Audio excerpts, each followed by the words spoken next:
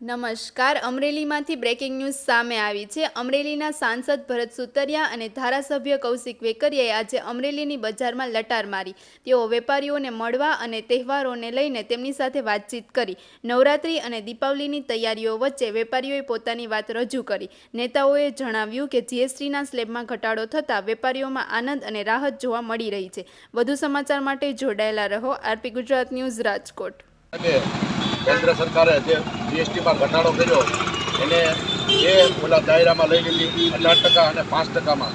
જે વેપારી પાસે ગયા, વેપારીને પૂછ્યું કે શું ગ્રાહકને ફાયદો અને તમારે શું ફાયદો, તો વેપારી પણ બહુ ખુશ થઈ ગયા અને ગ્રાહકો પણ ખુશ છે।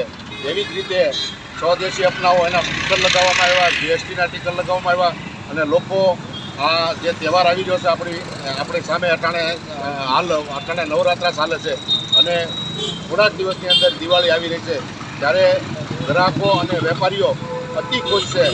એ બદલ કેન્દ્ર સરકાર અને અહીં ગુજરાત સરકારે જે વેપારીઓને, ઉદ્યોગને અને નાના ગ્રાહકોને જે સહયોગ કર્યો છે તે બદલ કેન્દ્ર સરકાર અને રાજ્ય સરકારનો ખૂબ ખૂબ આભાર।